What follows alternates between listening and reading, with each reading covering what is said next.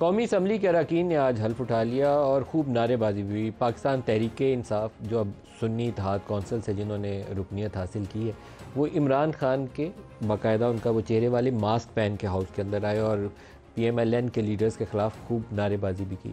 तो एक तो आज के इजलास से बड़ा क्लियर और लाउड एंड क्लियर मैसेज ये है कि जितने दिन भी इजलास हुआ करेगा, पाकिस्तान मुस्लिम लीग नवाज़ के पास अददी बरतरी नहीं है। अगर रिज़र्व सीट्स जो हैं PML जो पाकिस्तान तहरीक इंसाफ के हिस्से में या सुन्नी इत्तेहाद कौंसिल के हिस्से में आएंगी, वो अगर उनको मिल जाती हैं, बिग गिफ है अभी क्योंकि इलेक्शन कमीशन ने फैसला करना है, तो अददी तौर पर जो लार्जेस्ट पार्टी है वो अपोजिशन बेंचेस पर बैठी होगी। और यही इमरान खान के मास्क पहन के रोज़ाना अगर उन्होंने नारेबाजी की तो शहबाज शरीफ को असम्बली चलाना और हुकूमत चलाना काफ़ी मुश्किल पेश आएगी। आज उसकी एक छोटी सी झलक पहले दिन ही नज़र आई। 92 मेंबर्स हैं PTI के और रिज़र्व सीट्स अगर उनके पास मिल जाएँ तो लार्जेस्ट पार्लियामेंट्री पार्टी भी उन्हीं की बन के रहेगी इसी हाउस के अंदर।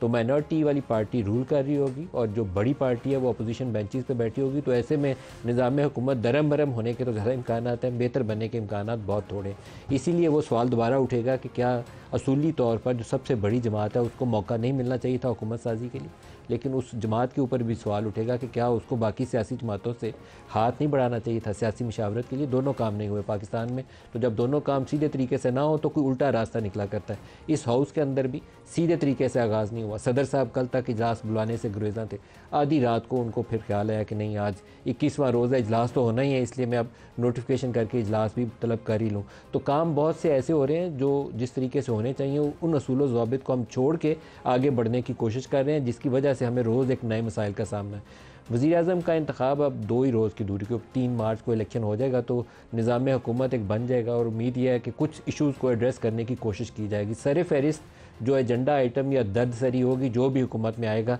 पहले तो उसे लोगों के लिए जो महंगाई है उसके बोझ को कम करने के लिए कुछ करना है, और दूसरा IMF की लटकती तलवार है। ये जो प्रोग्राम चल रहा है IMF का मौजूदा, ये मार्च के महीने के आखिर तक ही है, अगले महीने से हमें नया प्रोग्राम चाहिए। उसके बगैर हमारी बैलेंस ऑफ पेमेंट की सूरत हाल ऐसी नहीं है कि हम आगे बढ़ सकें। क्या ये कमज़ोर नातवा कोलिशन गवर्नमेंट जिसके पास अपनी लार्जेस्ट पार्टी भी नहीं है हाउस के अंदर, क्या वो ये ऐसे मुश्किल काम कर पाएगी? आज के प्रोग्राम में इन तमाम इशूज़ के ऊपर बात करेंगे। जो शुरा प्रोग्राम में सेनेटर मौला बख्श चांडियो साहब हैं पाकिस्तान पीपल्स पार्टी से, खुरम शहजाद विर्क साहब हैं पाकिस्तान तहरीक इंसाफ से रुकने कौमी असम्बली बने हैं, सुन्नी इत्तेहाद कौंसिल कह लें या PTI कह लें, दोनों के रुकन यही हैं। डॉक्टर मुसद्दिक मलिक साहब हैं पाकिस्तान मुस्लिम लीग नवाज़ से। सबको प्रोग्राम में खुश आमदीद कहता हूँ। डॉक्टर साहब आपसे प्रोग्राम का आगाज़ करता हूँ। शहबाज शरीफ साहब वज़ीर-ए-आज़म परसों बन जाएंगे क्योंकि पीपल्स पार्टी आपको वोट करेगी तो आपके नंबर्स पूरे हो जाते हैं, लेकिन आज जो मैंने हाउस का मंजर देखा मुझे लगता नहीं है कि आपके लिए स्मूथ सेलिंग होने जा रही है। टफ चैलेंज होगा।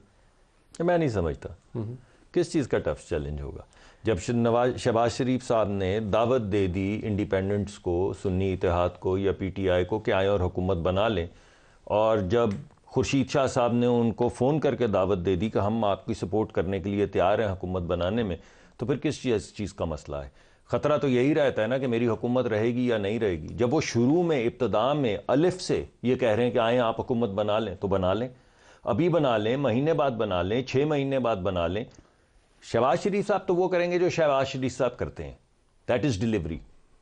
जो आप लोगों से कि शायद वो भाई लोगों से मुलाकात का जिक्र करने लगे, नहीं, आप बेशक वो भी जिक्र करते हैं, मगर शहबाज शरीफ साहब का ट्रैक रिकॉर्ड डिलीवरी का है। शहबाज शरीफ साहब को बोलें कि ये काम 2 साल में कौन सी डिलीवरी किया एज प्राइम मिनिस्टर, तो वही मौका था ना पहला। नहीं, क्या चीज़ डिलीवर नहीं की? मैं बताता हूँ, अमीर और गरीब का टैरिफ अलहदा किया, आज तक नहीं हुआ, 70 साल हो चुके थे। अमीरों को भी गरीब बनाने की कोशिश। आप जैसे भी उसको इंटरप्रेट करें, अगर आप मुझे सवाल पूछें तो मैं जो किया है वो आपके सामने रखूंगा। नंबर 1, मुल्क को बैंक्रप्सी से बचाया, इसके बावजूद कि हमारे वो बड़े करीबी दोस्त हैं, मगर उस वक्त के वजीर ख़जाना, मुझे तो नाम लेना भी मायूब लगता है, उन्होंने फ़ोन करके कहा दीगर वज़राए ख़जाना जो सूबाई थे कि आप पाकिस्तान को बैंक्रप्ट कर दें। फ़ोन करके कहा कि आप ये ख़त लिखें IMF को कि पाकिस्तान तबाही के दहाने पे चला जाए, पाकिस्तान के श्रीलंका वाला हाल हो जाए। शहबाज शरीफ साहब ने उसको निगोशिएट करके पाकिस्तान को तबाही से बचाया और पीपल्स पार्टी और दीगर इल्हाकी जमातों की मदद से साथ खड़े होकर मुश्किल फ़ैसले किए। नंबर 1। नंबर 2, टैरिफ जो 70 साल में अलहदा हो सकता था वो नहीं हुआ था। शहबाज शरीफ साहब की इंस्ट्रक्शन के ऊपर अमीर और गरीब का गैस का टैरिफ अलहदा किया गया, यानी वही गैस अगर अमीर आदमी इस्तेमाल करे तो उसको 3 गुना ज्यादा पैसे देने पड़ते हैं और गरीब आदमी को 3 गुना या दुगने कम देने पड़ते हैं। आप क्या करेंगे? ये मैं आपकी बातों से कन्विंस नहीं हूँ, क्योंकि IMF का प्रोग्राम थोड़ा भी आपने अभी तो मैंने गिनवाने शुरू किए नहीं, ये गलत दावे हैं ना। जैसे IMF का प्रोग्राम डिरेल आपने किया था, मिफ्ता इस्माइल ने रिवाइव किया हुआ था, फंसे हुए थे आप, फिर जाके जब 3-4 महीने वो वापस नहीं आए तो फिर दोबारा शहबाज शरीफ को इंटरवीन करना। तो शहबाज शरीफ साहब ने किया ना डिरेल भी, तो आप शहबाज शरीफ की हुकूमत ने किया ना, डिरेल किसी बाहर से आके थोड़ी किया। नहीं, उससे पहले डिरेल नहीं था, मिफ्ता ने रिवाइव कर दिया। एक मिनट ठहरिए, वो आपकी बात ठीक। शहबाज शरीफ साहब ने जब हुकूमत ली तो डिरेल था या नहीं था? उस वक्त टूटा हुआ था। तो मैं आपको ये कह रहा हूं कि शहबाज शरीफ साहब ने पहले, आप मिफ्ता को अलहदा कर रहे हैं, मिफ्ता उस वक्त नहीं थी। एक मिनट ठहरिए, मिफ्ता को आप अलहदा कर रहे हैं एज इफ मिफ्ता शहबाज शरीफ की हुकूमत नहीं थी। मिफ्ता अगर लेकर आया तो वो भी शहबाज शरीफ लेकर आए, और अगर उसके बाद डार साहब के दौर में दोबारा वापस आया तो वो भी शहबाज शरीफ। तोड़ा भी तो आप ही ने ना, खराब भी तो आप ही ने। मैं दोबारा आपको वही बात कह रहा हूं कि आप ये समझ रहे हैं, आपने 2 हुकूमतें बना दी, एक मिफ्ता की और एक शहबाज शरीफ की। अच्छा, आपने बहस में हम फंस जाएंगे। अच्छा, आगे आगे आगे अच्छा, आने वाले वक्त में क्या होगा? आने वाले वक्त के अंदर वो जितने मुश्किल फैसले करने वाले हैं जिनसे गरीब आदमी को प्रोटेक्शन मिले, जिससे इस मुल्क के अंदर वो लोग जो मुल्क को लूट रहे हैं वो लूट खसूट खत्म हो, और वो काम मुश्किल बात बता। कोई मुश्किल काम नहीं है, कोई मुश्किल काम नहीं है, कोई ऐसा काम नहीं है जो लोगों ने मियां शहबाज शरीफ को नहीं कहा कि ये 2 साल में होगा, और उसने कहा ये 9 महीने में होगा और फिर 7 महीने में। शहबाज शरीफ के अपने ऊपर जो 26 अरब के केसेस थे उनका हिसाब देंगे? तो कर दें जी। अभी मैं कहता हूं, अभी मैं जब हम आपको शुरू में कह रहे हैं कि हुकूमत ले लें, तो आप अगर उन केसेस का हिसाब लेंगे और उसके बाद आप कहते हैं आप चले जाएं, तो हम तो पहले से तैयार बैठे। हम तो आए हुकूमत में ये कहते हुए हैं कि आप हुकूमत कर लें।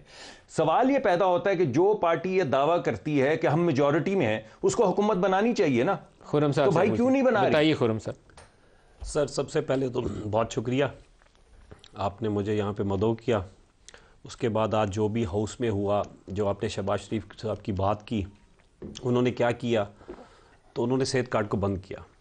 गरीब के लिए उन्होंने क्या करना था, उन्होंने गरीब का जीना अजीरन कर दिया। आज उसी का रिज़ल्ट है जो इस इलेक्शन में आया।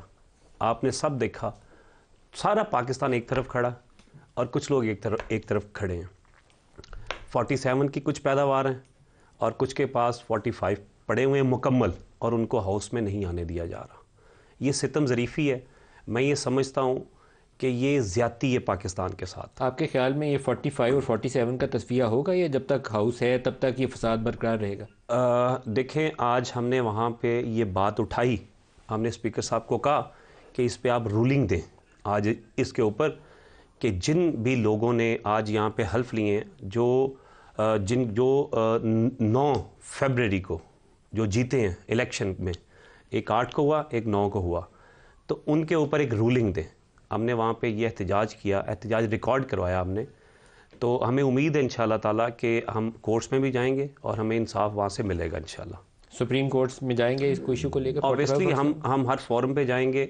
हम इलेक्शन कमीशन में भी गए हैं, वहाँ पे हमारी समाअत हो रही है, लेकिन हमें इलेक्शन कमीशन से इंसाफ की तवक्को कतई नहीं है।